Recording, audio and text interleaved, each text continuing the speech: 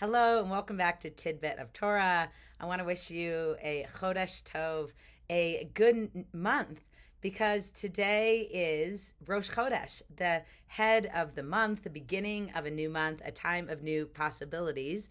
And not only is it just Rosh Hodesh, the beginning of the month, but it's also Rosh Hodesh Shvat, the new month of Shvat, which is and contains the holiday of Tu B'Shvat that we celebrate on the 15th of Shvat, which is the birthday of the trees.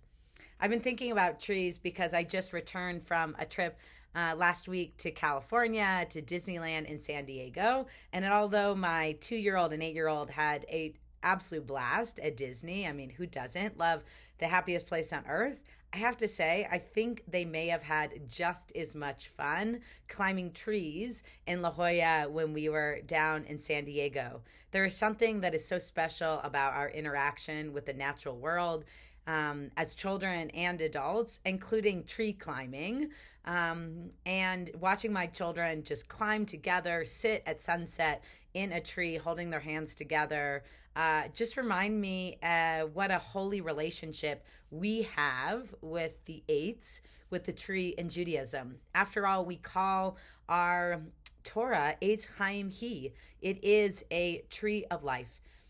And as we bring then this Rosh Hodesh Shvat, this new month of the trees, I think I am feeling excited about appreciating all the ways in which we too are like trees. There's a beautiful teaching by Rav Abraham Yitzchak Kook, Rav Kook, who is the first chief rabbi of Israel, who taught that we are like trees in the sense that we are rooted in the ground, and yet we have the ability to move and sway with the ruach, with the winds and spirits, the changes of time.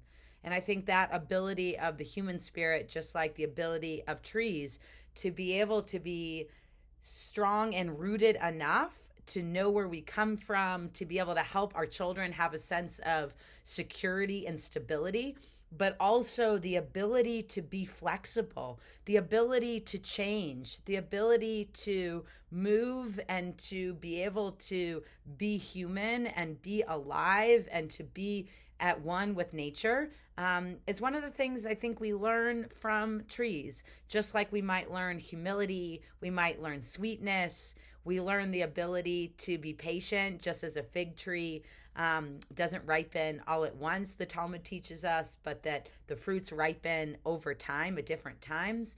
The tree is a beautiful symbol, one that I think we can learn from.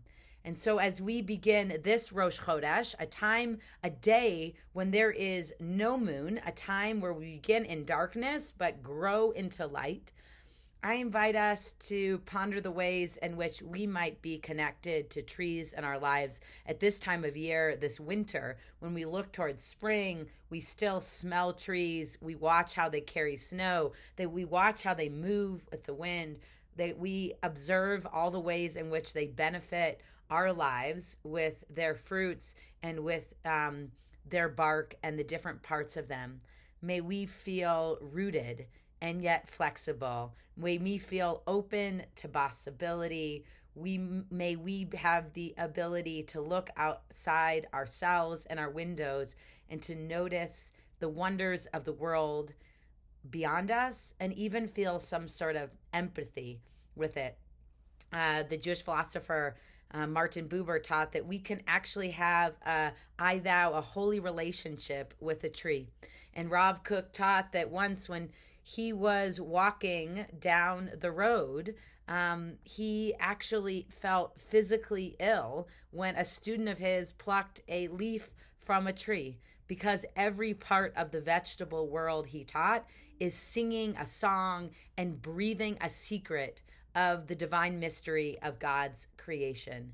May trees not only help us be rooted and flexible and observant, but also build a kind of compassion for all peoples and all creatures that Rav Kook teaches in this beautiful story. Chodesh Tov and Shabbat Shalom.